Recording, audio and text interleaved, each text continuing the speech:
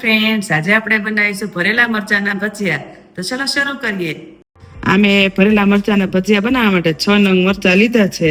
તો હવે આપણે એને ધોઈને સાફ કરેલા છે પહેલેથી ઓલરેડી.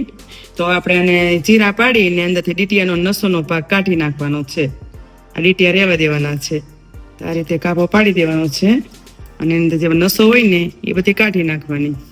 આ મરચા બહુ તીખા હોતા જ નથી, એટલે ભજીયામાં સારું પડે ખાવા માટે. રીતે બધું કાઢી નાખવાનું. અને આ મરચા તમારે તીખા જેને ભાવતા હોય તો તમે તીખા પણ લઈ શકો છો. અમારે ઘરે બધાને મોળા ભાવે એટલે મેં મોળા લીધા છે. અને જે મરચાના દીવાના હોય ને તો મરચાને ભજીયાને વિડીયો તમે પહેલા જ જોજો. અત્યારે તો શિયાળો ચાલી રહ્યો છે, તો શિયાળામાં તો ગરમા ગરમ બધી વસ્તુ ખાવાનું મન થાય આપણને. એમાં ખાસ કરીને મરચાના ભજીયા હોય એટલે કઈ ઘટે ન આપણે. તો મરચાના બધાના ચીરા થઈ ગયા છે, તો હવે આપણે સાઈડ પર મૂકી અને આપણે બીજો બધો મસાલો તૈયાર કરવાનો છે. તો ગ્રાઇન્ડ કરવાનું છે. તો અમે 1 ચમચી જેટલા આખી ધાણી લીધી છે, તો ધાણી આમાં નાખી દેવાની છે. અને અડધી ચમચી જેટલી વરિયાળી લીધી છે. 7-8 કળી લસણ લીધું છે. આ બધું આપણે બંધ કરીને ગ્રાઇન્ડ કરી લઈશું મિક્સરમાં. હવે આપણે આ જે દળવા મૂક્યું છે તો અધકચરું દળવાનું છે, એકદમ પાવડર નથી કરવાનો આપણે એનો.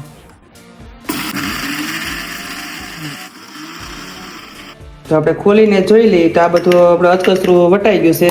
તો આને આપણે કાઢી લઈએ એક વાટકીમાં. જે આપણે પ્રસંગમાં બનાવીને ભરેલા મરચાના ભજીયા, એ ટાઈપના જ આ મરચાના ભજીયા બનવાના છે. તમે પણ બનાવજો. તો એક વાટકો મેં ચવાણું લીધું છે, ચવાણાને આપણે ગ્રાઇન્ડ કરી લેવાનું છે આની અંદર મિક્સર જારમાં. આ રીતે બંધ કરીને હવે આપણે દળી નાખીશું. તો આપણે જોઈ લઈએ પાવડર બની ગયો છે. તો પાવડર એનો સરસ થઈ ગયો છે. તો હવે આપણે ઠલવી નાખીએ બાઉલની અંદર.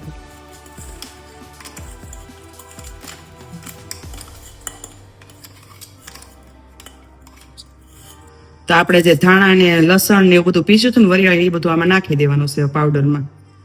સ્વાદ પ્રમાણે મીઠું, અડધી ચમચી મરચા પાવડર. અને આ ચવાણું છે એવું ઓલરેડી પેલા થોડું ગળ્યું તો હોય જ છે, એટલે થોડીક જ ખાંડ નાખવાની છે આપણે એની અંદર.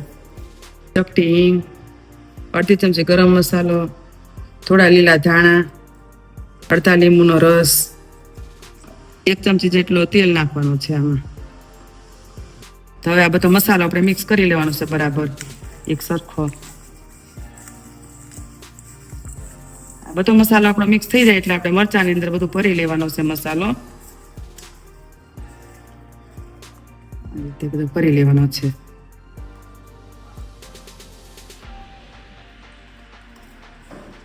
તમે આ મરચા ભરેલા બનાવીને એકવાર ખાજો ને પછી મને કમેન્ટમાં કહેજો તમને આ મરચાના ભજીયા કેવા લાગ્યા છે સ્વાદમાં. તો આપણે આ રીતે, અને તમને જે કોઈ વિડીયો જોવો હોય તો કમેન્ટમાં મને કહેજો, એ આપણે જરૂર ને જરૂર અપલોડ કરશું. બેટર બનાવવા માટે મેં 2 ચમચા જેટલો ચણાનો લોટ લીધો છે. તો એમાં સ્વાદ પ્રમાણે મીઠું નાખી દેવાનું છે આપણે. અને પછી પાણી નાખતું જવાનું થોડું થોડું, અને બેટર બનાવતું જવાનું આ રીતે. આ તમારે બેટર જાડું બનાવશો, પતલું બનાવવાનું નથી. તો મરચારે બધું ચોંટી જાય ને એ ટાઈપનું બનાવવાનું છે આને. ને બરાબર એક જ ડાયરેક્શનમાં તમે ફેટશો ને તો આમાં ત્યાં સુધી ઓલો સોડા ખાંડ નાખવાનો આવે ને અંદર, એ નાખવાનો આવતો નથી અંદર. બધો જ અંદર હવા ભરાઈ જાય ને એટલે ફૂલી જાય છે આ લોટ. તો હવે આપણો બેટર બની ગયું છે. આ રીતે આવું જાડું બનાવવાનું છે, મરચારે ચોંટી જાય ને એવું. તો હવે આપણે બની ગયું છે. તો હવે આપણે એને સાઈડ પર મૂકી દઈએ. તો હવે પહેલેથી તેલ ગરમ કરવા મૂક્યું હતું. તો તેલ આપણું ગરમ થઈ ગયું છે કે નહીં તો આપણે જોઈ લઈએ. આ રીતે ટીપું પાડીને જોઈ લઈને આપણે ખ્યાલ આવી જશે કે તેલ ગરમ થઈ ગયું. તો આપણે ટીપો તળાઈને ઉપર આવી ગયું છે, તેલ આપણું ગરમ થઈ ગયું છે. તો આપણે કાઢી નાખીએ. તો આપણે આ મરચાને આ રીતે એમ કોટ કરી દેવાનું આખું. આ રીતે આપણે ધીમે ધીમે મૂકતા જવાના છે તળાવવા માટે.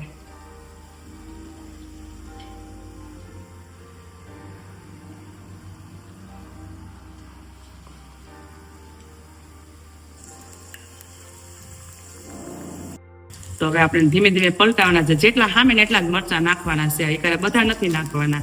તો વ્યવસ્થિત આપણા મરચાં બધા તળાય આપણે. તો કેવા સરસ બન્યા છે મરચાં. આપણે બધા બ્રાઉન થવા દેવાના છે, એટલા સરસ મરચાં થઈ જવાના છે હમણાં. હજી આ તળાયા નથી બરાબર આપણે.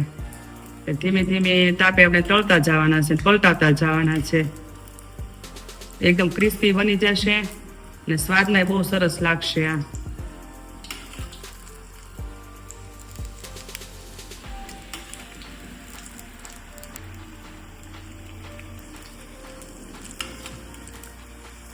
મરચાં આપણા તળાઈ ગયા છે, તો હવે આપણે એને કાઢી લેવાના છે.